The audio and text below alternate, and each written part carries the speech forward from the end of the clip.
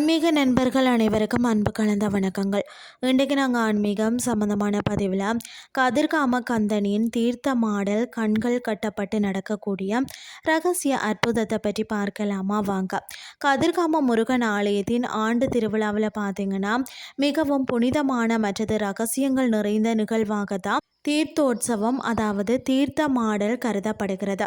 இது சாதாரண ஒரு நீராடல் நிகழ்வு அல்ல. இதன் பின்னணியில் ஆழமான ஆன்மீக தத்துவம் மற்றது தல புராண ரகசியங்கள் ஒளிந்துள்ளதுன்னே சொல்லலாம். கதிர்காம கந்தனின் தீர்த்தமாடல் உள்ள முக்கிய ரகசியங்கள் மற்றது சிறப்புகளை பார்க்கலாம் வாங்க. கதிர்காமத்தில் பார்த்தீங்கன்னா மூலவர் சிலை வடிவில் இல்லை, மாறாக திரைச்சீலைக்கு பின்னால் ஒரு ரகசிய யந்திர பேழை உள்ளது. தீர்த்தமாடலின் போது பார்த்தீங்கன்னா தலைமை பூசாரி அதாவது கபூராலே தனது கண்களை துணியால் கட்டி கொண்டோம் அந்த ரகசிய பேழையை ஒரு யானையின் மீது ஏற்றி மாணிக்க கங்கைக்கு கொண்டு வருவார். மாணிக்க கங்கையில் நீர் மட்டத்திற்கு உள்ள ஒரு சிறிய பந்தல் அல்லது திரை அமைக்கப்படும். பூசாரி அந்த பேழையை பார்த்தீங்கன்னா நீருக்குள்ள முக்கி தீர்த்தம் ஆடுவார். அந்த நொடியில் அங்கே என்ன நடக்கிறது என்பதை பூசாரியை தவிர வேறு யாருமே பார்க்க முடியாது. தீர்த்தமாடல் நிகழ்வு பார்த்தீங்கன்னா கதிர்காம திருவிழாவின் இறுதி நாளாக நடக்கிறது. இந்த நாள் பார்த்தீங்கன்னா முருகன் வள்ளி தெய்வத்தை மணர்ந்த நிகழ்வையும் அவர்களின் தெய்வீக அன்பையும் நினைவு கூறும் ஒரு அடையாளமாக பார்க்கப்படுகிறது.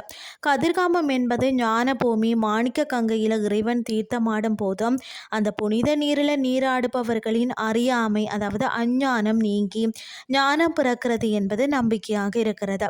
தீர்த்தமாடல் நடக்கும் அந்த குறிப்பிட்ட நொடியில் மாணிக்க கங்கையின் நீர் சில வினாடிகள் பார்த்தீங்கன்னா செந்நிறமாக அல்லது தங்கம் போல மின்னுவதாக பல பக்தர்கள் மற்றது ஆய்வாளர்கள் நம்பிக்கையோடு சொல்றாங்க.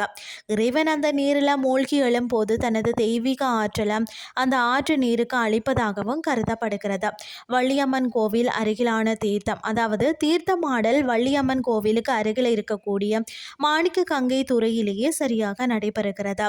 அத்தீர்த்தமாடல் முடிந்த உடனே பார்த்தீங்கன்னா ரகசிய பேழை மீண்டும் பார்த்தீங்கன்னா முழுமையாக மூடி பொருத்தப்பட்டு கோவில்களின் அதாவது கற்பக கிரகத்திற்கு பலத்த பாதுகாப்போடையும் பக்தியோடையும் கொண்டு செல்லப்படுகிறது.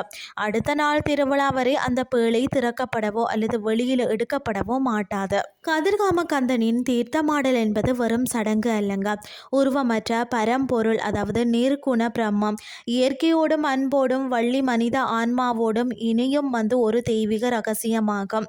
இன்றைய ஆன்மீகம் சார்ந்த பதிவு உங்களுக்கும் பிரயோசனமாக அமைஞ்சிருக்கும்னு சொல்லி நானும் நம்புகிறேன். இதே மாதிரி மற்றும் ஒரு ஆன்மீகம் சார்ந்த பதிவோடு உங்களை சந்திக்கிறேன். நன்றி.